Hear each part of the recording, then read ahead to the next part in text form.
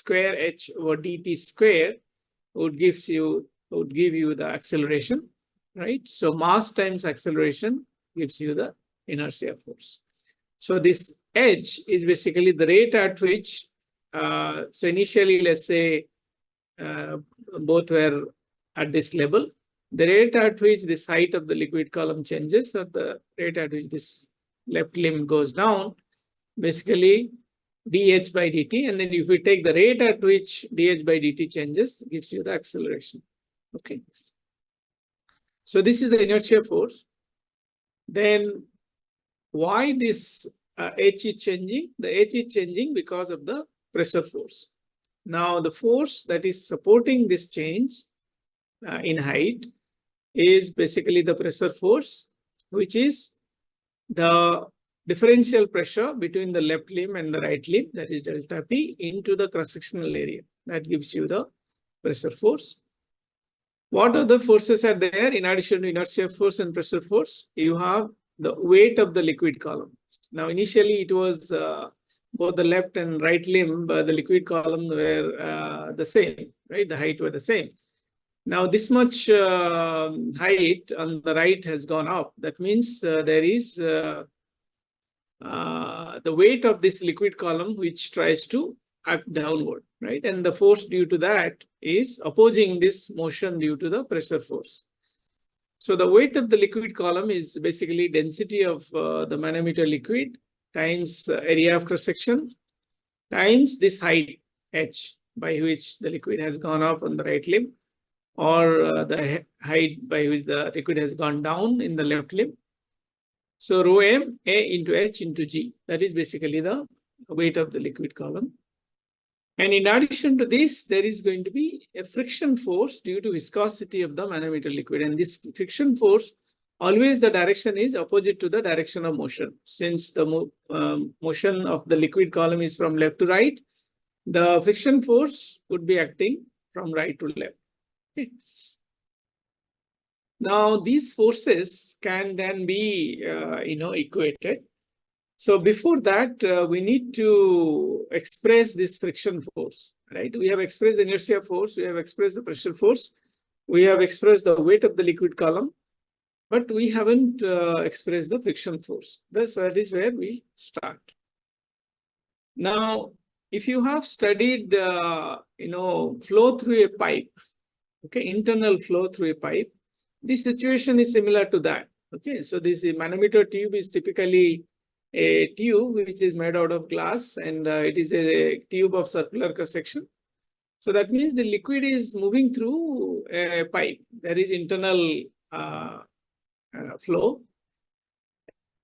Sorry, I think there is some error that is happening here. We need to.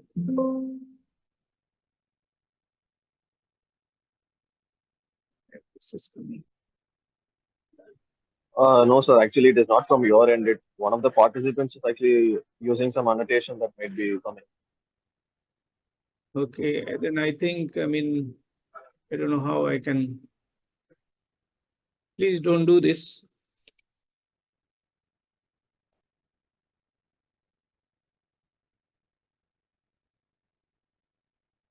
Sir, I think probably you can disable it from your side as a host, I think. Okay.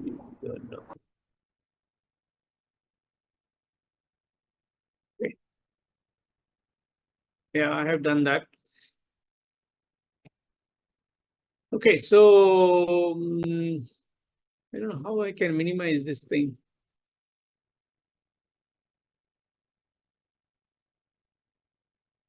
Okay, leave it. Sir, your screen is visible to us. Yeah. Yeah, so you can see my screen, right?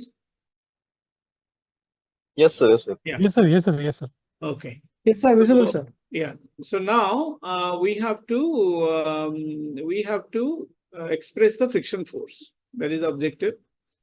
So first we treat the flow that happens, flow of the liquid column through the U tube to be a laminar flow. And if you have studied laminar flow through a tube, you will remember that this pressure drop and the flow are related. Okay. So flow velocity, U subscript M, the velocity of the manometer liquid, is basically dH over dt, the rate at which the height changes. Okay. And this can be written from the Hagen-Poiseuille formula as minus d square over 32 mu into dp subscript F, that stands for friction. So basically the friction pressure drop divided by dH. Okay. And this is basically minus d square over 32 mu delta PF over L. This is coming from Hagen-Poiseuille formula, flow through a pipe, internal flow through a pipe.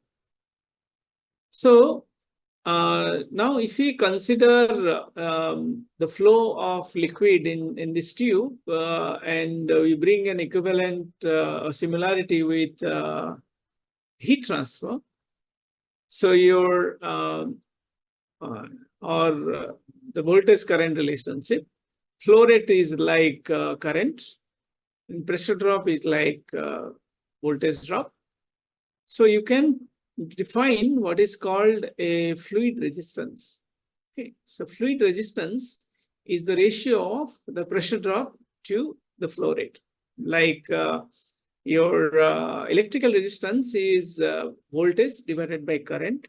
The same way, the fluid resistance is the ratio of pressure drop to mass flow rate.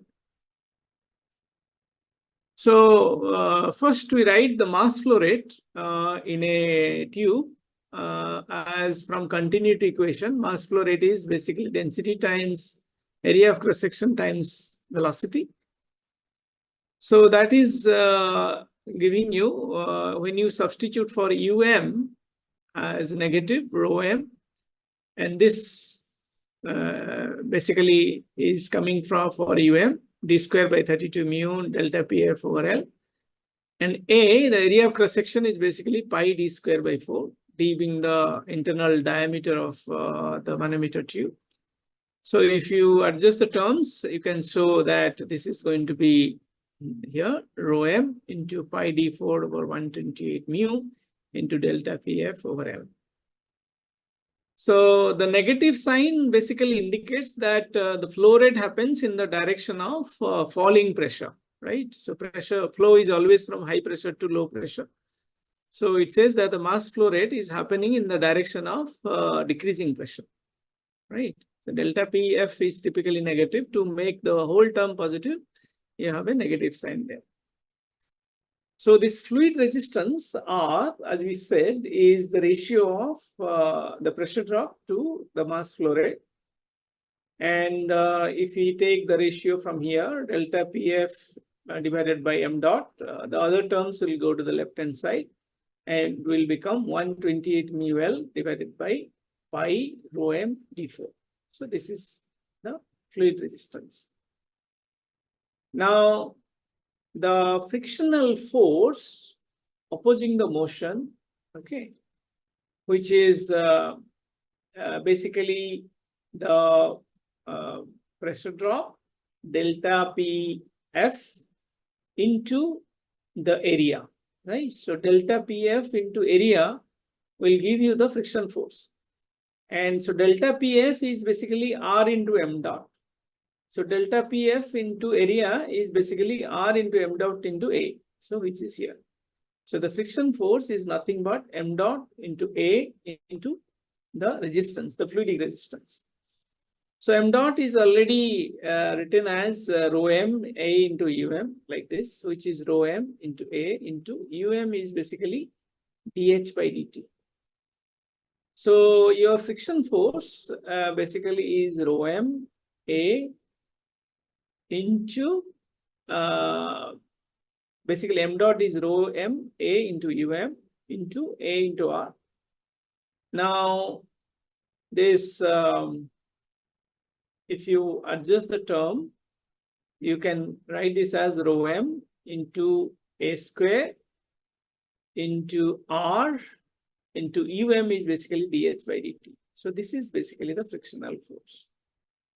Okay, now we have expressed the frictional force through this pipe flow analysis that friction force for the manometer liquid is going to be density of the manometer liquid, square of the cross-sectional area of the tube into the fluidic resistance times the rate of change of the manometer height, liquid height.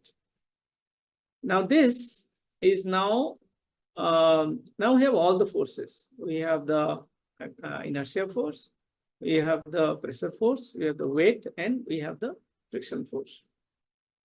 So inertia force is basically the result. Pressure force is the cause, and this pressure force will be opposed by weight of the liquid and the friction force. So essentially, you write from the Newton's law that the inertia force is basically the pressure force minus the weight minus the friction force, because both the weight of the liquid column tries to reduce the height opposing the source pressure. Also, the friction force tries to oppose the motion. Both the weight of the liquid and the friction force tends to oppose the motion, and the pressure force is the cause of the motion or the source of the motion. So the resultant is basically the inertia, how fast the fluid element or fluid volume accelerates.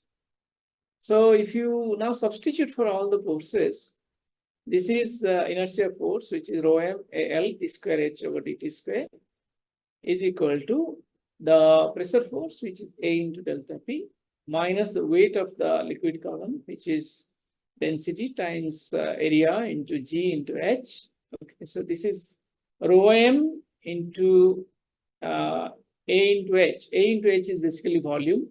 Rho m into volume is like mass. M into G is basically the weight of the liquid column, minus the friction force as we have obtained here. Now, if you adjust the term, you can write this as, if you just adjust, L by G will be into d square h over dt square plus A into R over G into dH by dt plus H. So this is like a second order equation. If you remember, when we talked about order of systems, we had encountered this kind of equation for a spring mass dashpot system, which said something like this. Okay. So that equation is written here. We had an equation something like this, tau square. I think we used y in place of h, right? So tau square d square h over dt square plus 2 xi into tau dh over dt plus h is delta p over rho mg. So this is something that we had gone through in the when we discussed second order system. So we have basically this equation, and so we can this is the standard form of equation. So if you compare this equation with this standard equation, you can say that your first term here, L by G, stands as some square of time constant. So the characteristic time constant is basically tau, which is square root of L over G. Okay, coming from here. This is basically square root of, this is basically tau square. So tau is square root of L by G. And the coefficient for the second term, so this basically is 2 into xi into tau. Okay, so if you tau is already L by G, so you can write that the damping ratio xi is basically A into R divided by 2g into tau. Okay. So now this xi is an important parameter as we had discussed when you talked about the second order system. When the damping coefficient xi is less than 1, the system is underdamped. That means if you expose the left limb of the U2 manometer to a different pressure suddenly, that means the pressure value suddenly changes, the output, which is in terms of the height of the liquid column, the height difference in the liquid column, how does it change? Okay, so for a case where the damping coefficient is less than 1, okay, how do you control damping coefficient? By controlling these geometrical parameters that you have. So what are the geometrical parameters? You can control the area of cross section of the tube. You can control the length of the liquid column. Okay, that also you can control. Area of cross section you can control, and you can control R. How do you control R?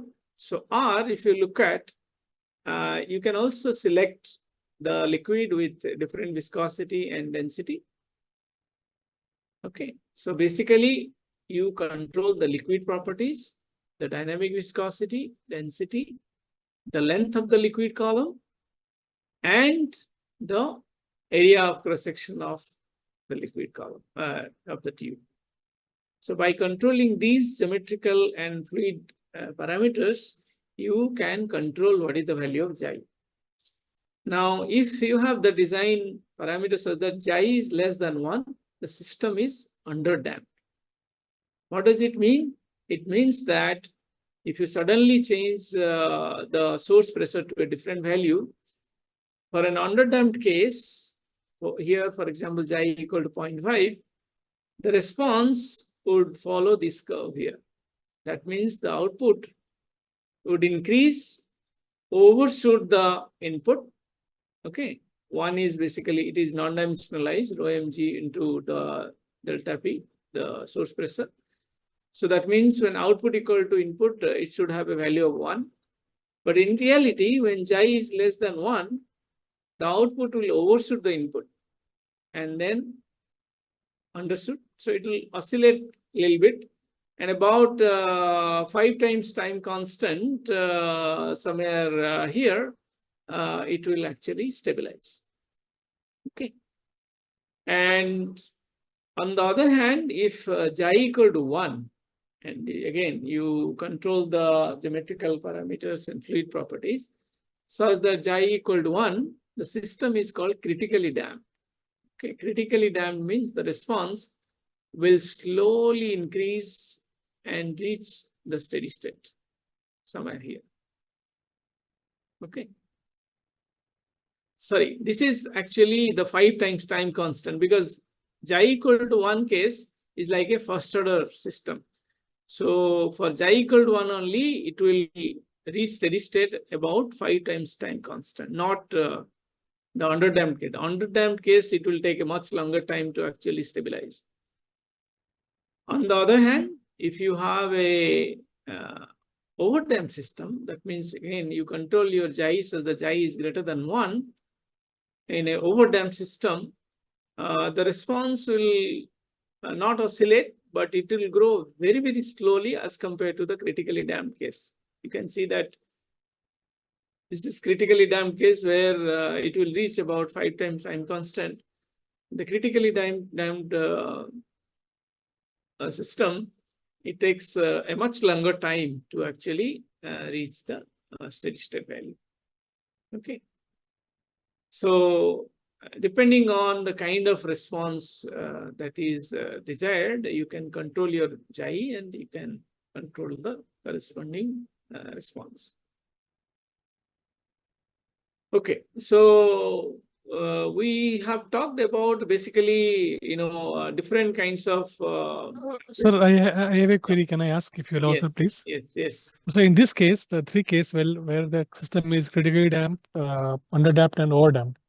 So Yeah. suppose if I want to measure the system like temperature, so even if I take any system like less than 0, less than 1, equal to 1, or more than 1, finally I'm going to get a similar value after the time constant, time constant, right, sir? Yeah, it is just that for an underdamped system, you will wait longer and it is going to overshoot and undershoot and so on. I mean, it's going to oscillate, right?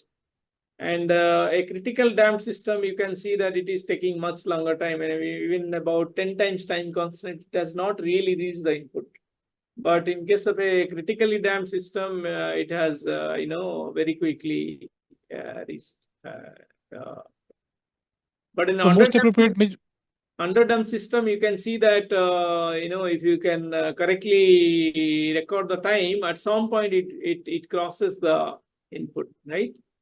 Right, sir. So they have, pros and cons, right? So can I say that, sir, that J is equal to 1 will be most appropriate? I equal to 1, I mean, in this particular case is appropriate because it will give you, a steady state value about a definite time. In some cases, if you do not want to wait even that longer, and let's say, you know at what time it is actually crossing the input. And this is where you just measure your output, okay? And you now change your delta P to some other value.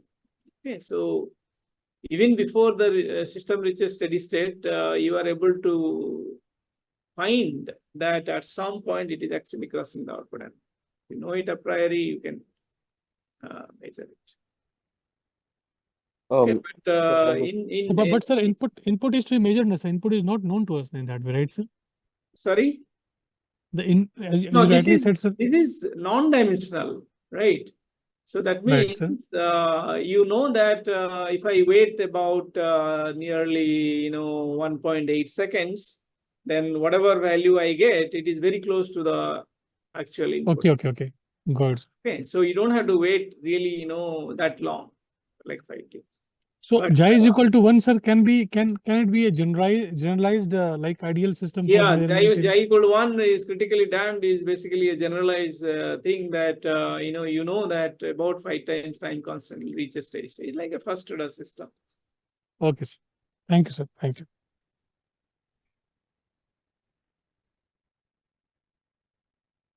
Okay, so having discussed about these simple pressure measurement devices, we will now look into pressure measurement devices which work on the principle of elastic deformation of some kind of transducer element. Okay, so elastic elements are deformed when subjected to pressure, as we know. And when they are deformed, the deformation or the deflection basically is calibrated with the pressure that we are interested to measure. And if you have a suitable transducer, it can be predicted by using a suitable scale or a control system. So typically, the elastic elements are Bourdon tube. We are going to talk about Bourdon tube. We can talk about bellows. We are going to talk about diaphragm and capsules. So these are different elastic elements. And the transducers are, we are going to talk about strain gauges, LVDT, linear variable differential transformer, piezoelectric crystals, and inductance transducers. Okay, so these are some of the transducers that we are going to briefly talk about. So this is the general framework in which we are going to measure pressure by looking at elastic deformation. So we have the source pressure P, which acts on an elastic element, causing displacement or motion or deformation. And this displacement or deformation or motion is converted into an output signal, typically in terms of an output voltage or current, using an electromechanical transducer. Okay, so this is the general layout of elastic pressure transducer. Now, the first is about Bourdon tubes. Bourdon tubes are basically small tubes, and they have non-circular cross-section, typically like an oval cross-section. And they are bent in the form of either a C, which is called C-type bellows, or in the form of a spiral, as you can see here. This is called spiral bellows, or in the form of an helix, which are called helical bellows. Okay, so these are different, C-type Bourdon tube, spiral Bourdon tube, or helical Bourdon tube. So these in 3 different types of burden tubes. The common thing is that one end is of the tube is fixed. So here this end is fixed. Here, this end is fixed, and here this end is fixed. And the other end is free to move, right? So here this end is moving, here this end is moving, and here you have this end is moving, free to move. Now, when the fixed end is typically exposed to the source pressure, like here, this fixed end is exposed to the source pressure that we are trying to measure. And so basically, this source pressure, when it is exposed, it tries to move the free end. Okay, so the free end moves in an arc, over an arc. Okay, and you can have a suitable scale to measure the movement of the free end, and that movement of the free end is basically related to the source pressure. Okay, in this case, the moment of the free end here can be recorded, and if you have a scale, you can measure that. In this case, you can measure the free end here for a spiral burden tube. And in this case, typically when you are measuring a small change in source pressure, and you do not want to use an excessively long tube, you can squeeze a large length of the tube over a small space using helical arrangement. Okay, that is how helical structures are known for, accommodating longer length of structures over a shorter special dimension. And basically, each of these small length of the tube would extend by small delta. And since these are helical patterns and they have n number of these branches, the total deformation is going to be n times delta. So this is basically, this kind of structures amplifies the input by the cycles you have through the helix. So the second type of elastic deformation based pressure measurement device is known as bellow. So these are tubular in shape. Okay, and this is typically a cross section of a bellow which is cut through, and one end is fixed, which is exposed to the source pressure, and the other end is free to move. And these are axially flexible. That means you can only pull them or push them back depending on the pressure variation. If the pressure is higher, pressure increases, they would extend. And if the pressure reduces, they would return back to their original position. And this free end can move over a scale, and depending on the pressure, the movement of the free end can be correlated with the source pressure. And typically, the dimension of the bellows can vary anywhere from 2 millimeter in the diameter to about 1 meter for large pressure measurement. And the materials are typically brass or stainless steel. Okay. These are not really suitable for dynamic pressure measurement because of large inertia, because the mass of these systems are large. And as you know, the time constant is inversely related to the mass of a system. Since these are large, they would have a large time constant and hence not suitable for dynamic pressure measurement. And the disadvantages of these systems are that could exhibit zero shift and hysteresis, because although they are made of elastic materials, over repeated use, there could be permanent deformation, and so which can result in zero shift and hysteresis. The other type of, again, deformation-based elastic pressure transducer is based on diaphragms. And these diaphragms are widely used. Typically, they're made of thin circular plates. So cross-section of one such is shown here. So it's basically a plate which is circular in cross-section. We are just seeing it as a line because we have taken a cross-section. And one side of it is basically exposed to the source pressure. And the other side is exposed to, let's say, atmosphere or vacuum. And depending on the pressure difference across the diaphragm would deflect. Okay, and one could analyze using membrane mechanics and say that, okay, if you have certain deflection, what should have been the pressure acting on this membrane? So theoretically, this is known. So you can, for a given pressure difference, you can predict what is the, or for a given deflection, you can predict what is the pressure that is acting on the membrane. You can increase the surface area of this membrane without increasing the footprint by using what is called corrugated diaphragm. So you can have this diaphragm surface wavy. So that means the effective surface area is higher. That means for a given pressure difference, there will be much larger deformation of this corrugated diaphragm as compared to a flat diaphragm.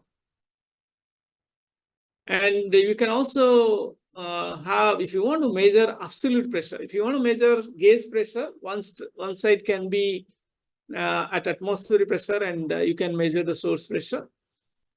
If you want to measure absolute pressure, then you have to ensure that the other side is evacuated completely. That means you have vacuum pressure here, and depending on the source pressure, you can actually measure the pressure on this side of the diaphragm. You can also, instead of having this flat membrane or corrugated diaphragm, you can also, combine two such corrugated diaphragm in the form of a capsule. And here you create an opening, and this opening is connected to the source. And basically, the other free end is free to move. So depending on the pressure, this end is going to move, and that displacement here, x, can be related to the pressure. Now, talking about the membrane mechanics, typically, the edge of this membrane is clamped. Okay, like as you can see here. So for a membrane which is clamped around its edges, and let's say the membrane thickness is T, and the radius is capital R, when you have this bottom side exposed to the source pressure, it is going to deform. Now, this deformation is maximum at the center of the membrane, and of course, it is zero at the edge of the membrane. And from the mechanics, you can solve for the deflection at a given radial position, which is expressed here.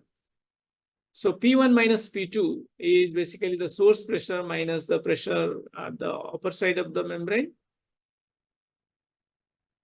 And here, okay, this A is basically capital R. So it's basically the radius of the membrane square minus, this is at a particular radial location, R square, whole square, divided by 16 times. This is the Young's modulus of elasticity, thickness of the membrane Q into 1 minus nu square. Nu is basically Poisson's ratio, which is the ratio of the lateral strain to longitudinal strain.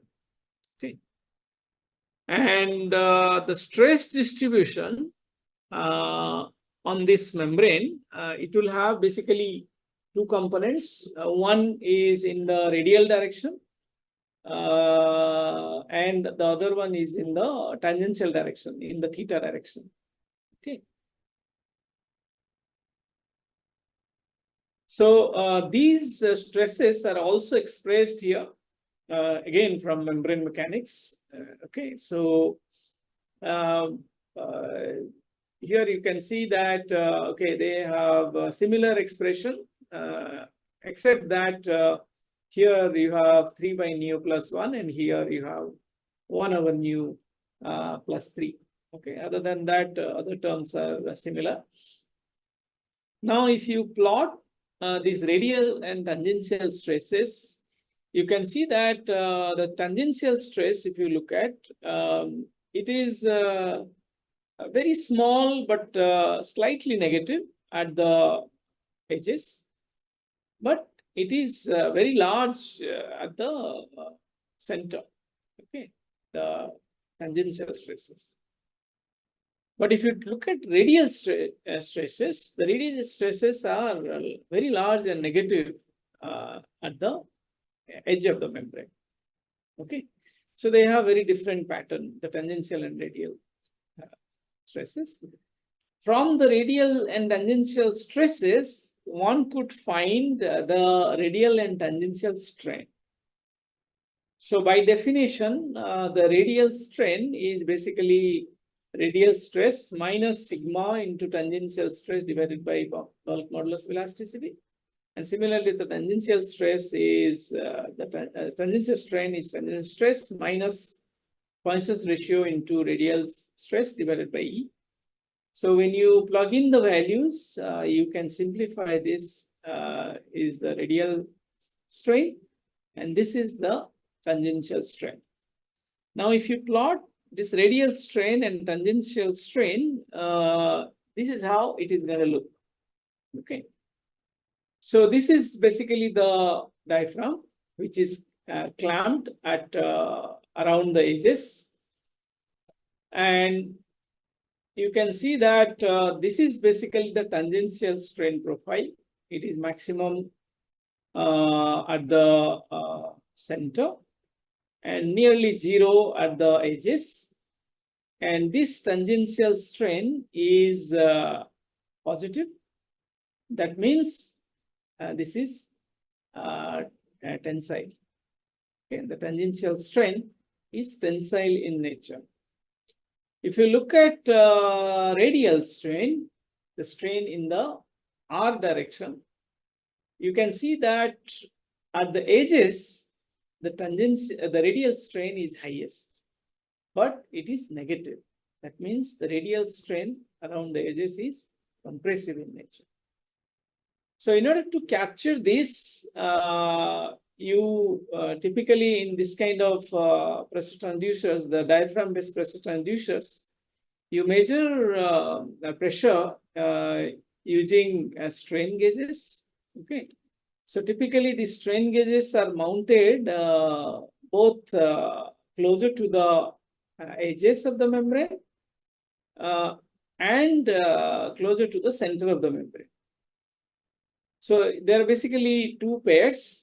Okay, this is one which is measuring, which is located closer to the periphery. Okay, this this is the 4, which is also located closer to the periphery, but 2 and 3 are located closer to the center. Now, the ones that are located closer to the periphery, there the radial strain is higher. That means these two will be measuring the radial strain. And the other 2 strain gauges, which are closer to the center, there the tangential strain is highest. So these two will be measuring the tangential strain. So these strain gauges can be, so here, this is basically shown here. Sir, one request, sir. Yeah. Can you increase your pointer size? It's too teeny to sometimes follow. Okay. Yeah, I will do I'm that. sorry, sir. I was actually changing between pointer and the pen. So you can Yes, see right. here, right? So this one and this one are measuring the radial strain, and these two are measuring the tangential strain, because at the periphery, the radial strain is highest. Okay. And at the center, the tangential strain is highest. So now this basically is represented like this, where you would mount, which one. So at the center, you will basically measure your tangential strain. and at the outer periphery, you will measure the radial strain. So these are basically mounted as 4 branches of the Wheatstone bridge, and when these depending on which strain gauge you want to read, you can make the other values as constant, and you can look at the change in that particular value. It reflects in the change in that, like how a typical Wheatstone bridge work. I will show you in the next slide. And one can also look at, what is the typical frequency of oscillation of these plates. Okay, why this is important? Because your variation of your pressure, the frequency at which the pressure varies, should be much smaller than the natural frequency of the fundamental bending natural frequency of the plate. That is because, so this you can estimate using this formula. If this pressure varies equal to or higher than this natural frequency, there may be resonance effects. That means this diaphragm can simply get destroyed. Okay, so you have to make sure that when you are particularly measuring dynamic pressure, the oscillation pressure frequency at which the pressure oscillates should be much smaller than the natural frequency of this diaphragm. Now, how does this pressure measurement using a Wheatstone bridge work? We are going to see that in the subsequent slide. So here, we're going to look at all these different transducer, as I said, mechanical indicator, strain gauge, inductive transducer, LVDT, capacitive and temperature transducer. Okay, I will come back to that, how we measure using Wheatstone bridge, using the strain gauge. But before that, let me talk about the mechanical indicator. So this is related to the either in the Bourdon tube or in the bellow, how we can convert the displacement of the free end into some kind of indication on a scale. So as we said, in case of a Bourdon tube, the fixed end is exposed to the source pressure, and is the fluid is connected here. Okay, so basically, as the pressure increases, this free end will move up, right? So typically, this mechanism, if you see, as the pressure will increase in this tube, the tube will try to move up, right? It will try to expand, so the tube will try to move up. When this tries to move up, then the linkage, this gear quadrant will try to move up. When this tries to move up, this will rotate like this, right? Anti-clockwise. When this rotates anti-clockwise, this pinion gear will rotate clockwise. So this basically goes towards over this scale and shows a higher pressure. So basically, the source pressure now and the needle position are basically correlated. Okay, so when the pressure is low, it will come to a low value, and pressure is high, it will come to a high value. So depending on the intermediate pressure, depending on the position of the needle, you can predict what is the pressure. So that is how the Bourdon tube pressure measurement takes place. So you will have a similar kind of arrangement in case of bellow. So here, again, the fixed end is exposed to the source pressure, and this bellow is basically here. And let's say you have a higher pressure increases, the bellow will try to expand. And when this portion of the gear would move up, this portion will come down in the anti-clockwise. So that means the pinion gear will rotate clockwise. That means it will indicate a higher pressure on the scale. Okay. So this is using sort of a mechanical indicator. Sir, one query. Yeah. So this question is based on the statement that Bourdon tube with mechanical amplification. So I just want to understand whether for any application wherein the board on tube is going to be used, you will calibrate that slot sizing or the gear ratio between the pinion and the quadrant, or it will always remain like this only when it is manufactured. So that would depend on, I mean, you are saying that, okay, Borden tube is always used with mechanical. Typically, Borden tube and bellows are, relatively older systems used for the pressure measurement, and typically used for large pressure measurements. Okay, where the precision is really not very small, because these will have large error. Okay, depending Yeah, I on, was about to ask that as a subsequent question. So they'll the have scale is large very error. large, so So the these are variations are. typically used for relatively larger pressure values where you are not really concerned about the accuracy of the pressure measurement. So you Noted, sir. really not concerned about few Pascal around a kilopascal variation. So these are relatively older and crude systems. Okay. Yeah, thank you for that. So, but more accurate system is the strain gauge. I will just introduce this and stop because of the, in the interest of time. So the strain gauges typically are very sensitive system. So let's say you want to measure pressure inside a tube. So you can measure a strain gauge. You can mount a strain gauge on the surface of the tube. And this is called the active gauge. The active gauge basically responds to the hoof strain due to the pressure. When you have tube, there is fluid pressure inside the tube, it results in the hoof stress or the circumferential stress, circumferential strain or hoof strain, and that basically actuates this active gauge. And you can look at the output of the strain gauge and relate to the pressure. But there may be also simultaneous temperature change, right? So you can use a dummy strain gauge at the end of a tube here. And that can be used for temperature compensation. So you can sort of decouple the effect of temperature variation from the pressure variation on the strain gauge. Okay. So this is typically a construction of a strain gauge.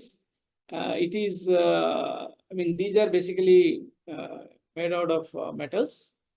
And this metal is basically patterned onto this backing material, which is typically made out of some kind of polymeric or plastic non-conducting material.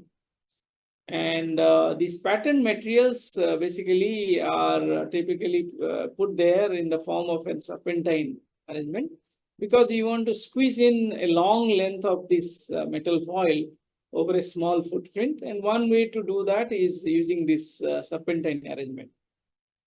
Now, why you want to squeeze in a long length of this metal foil? Because for a given change in the pressure, the strain is proportional to the length, right? For a given, as you know, for Young's modulus is basically the strain by stress, okay? And strain is proportional to, the change in the length is proportional to the original length. So to have a larger elongation, the initial length you try to have higher. So that's why you try to squeeze in a long length. So this is again the same thing it is showing. So this is where the lead wires go to the Houston bridge. And this is how the metal foils are arranged in a serpentine arrangement. This is the backing plate. And this length is basically called the gauge length. Okay. So we'll talk more about the strain gauges. And typically the strain gauges are used as one of the branches of the Houston bridge. Initially, the Houston bridge will be balanced. And the moment you see a change in the pressure, basically this resistance is going to change because it is going to be strained. Once the strain gauge is strained, the wires are going to become, each wire is going to become thinner. And once the wire becomes thinner, the resistance is going to change. And the resistance change is going to reflect in the change in the non-zero output voltage. and the output voltage will be related to the pressure. Okay, that is how strain gauges will work. So we'll stop here, but we'll continue in the next class. Sir, just one small request. Yeah. Recording Maybe if you stopped. could stop. Yes. Yes. So tomorrow's class, when you start, maybe if you can just give a understanding of why we are using the Wheatstone bridge analogy to the physical resistances, then it would be easy to understand. Yeah, I mean, without Wheatstone bridge, I do not know how you can read a strain gauge. There may be other methods, but I am not aware of other methods. Typically, the strain gauges are used in conjunction with Wheatstone bridge because that's a nice way of measuring the resistance change and how it reflects in the output voltage. Yes, sir, understood. Yeah.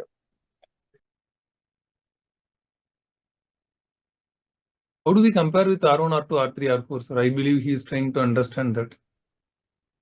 So yeah, we will talk about the theory here. Okay. So when we come to here, you'll be able to understand. Okay, sir.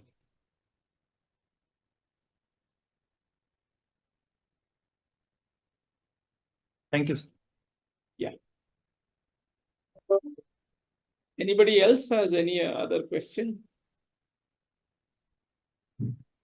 Hello, sir. Yeah. How does the dummy gauge help in compensating for temperature compensation? So typically, so let's say you are measuring some pressure inside a tube. Okay. And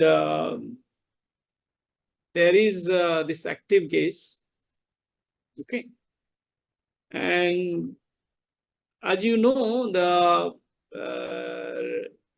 resistance is not only a function of pressure, but also a function of temperature. So let's say this fluid, that is whose pressure you want to measure, is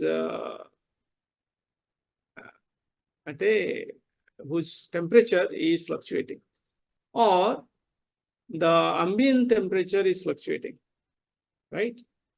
So now these fluctuations will now bring in error in the temperature measurement, because you are not only measuring the change in the resistance because of the pressure change, now you are also measuring the resistance change due to the temperature variation, either because of the temperature variation of the process fluid or the ambient temperature variation. So in order to take care of these effects, this dummy gauge basically is used to take care of the temperature effect on the strain effect. So you can have another Wheatstone bridge which is connected to this dummy gauge, and that will purely reflect the effect of the temperature change on the resistance change and corresponding output voltage. So knowing the resistance change because of the temperature effect, you can subtract that effect from the active gauge. So you can really compensate for the temperature effect using a dummy gauge. The dummy gauge is also known as the temperature compensation gauge. Okay. Yes, okay, I got it. Thank you.